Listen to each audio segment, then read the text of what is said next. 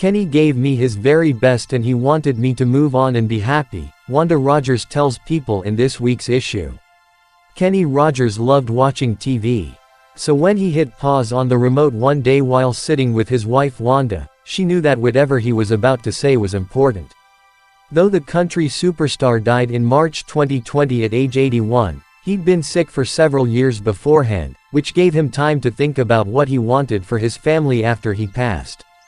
On the day he paused the TV, Rogers told Wanda, 56, something that was difficult to hear at the time, but something she's grateful for today. He wanted her to find love again.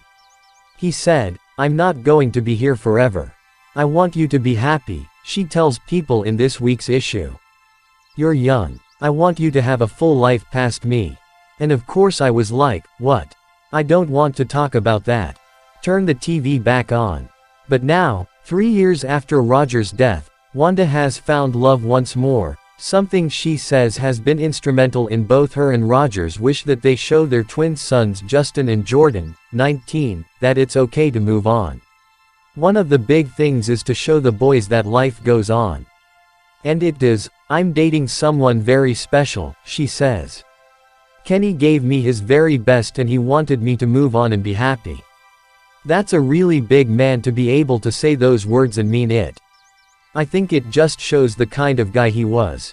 Wanda and Rogers, who first met in 1993 when Rogers, on a blind date with another woman, stopped by the Atlanta restaurant where Wanda was working as a hostess, were married in 1997, and welcomed their son 7 years later. While Wanda says it did take me a minute to move on, after losing Rogers, the difficult journey was made easier by friends. She and her current partner were introduced by a friend of Rogers who'd previously dated Wanda's sister years ago. "He introduced me to a friend of his and he said, 'Look, if you don't date each other, you'll be friends forever. He is going to be in your friend arsenal forever,'" she recalls. "And we became friends at first. That friendship soon grew into more, especially after Wanda took note of all of his traits that reminded her of her late husband, like his leadership and his positive energy. It's funny because a few of my friends said, 'I just really feel like Kenny's a part of this somehow.'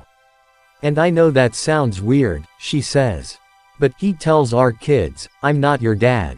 No one will ever take the place of your dad, but I'm here as your friend forever.'" She continues, "It's been big shoes to step into after I was with this icon for all these years in a very special relationship. But it's really been an easy relationship." As she forges ahead in her new relationship, Wanda is still taking care to keep Rogers' memory and legacy alive. In June, she curated an album called From the Singer's Archives called Life is Like a Song, compiling deeply personal tracks that he recorded between 2008 and 2011.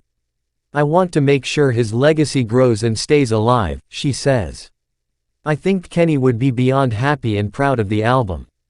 Kenny's whole thing was he always wanted to say in a song what every man wanted to say and every woman wanted to hear. I think this would fall right into that category." For more on Wanda Rogers, pick up the latest issue of People, on newsstands everywhere Friday.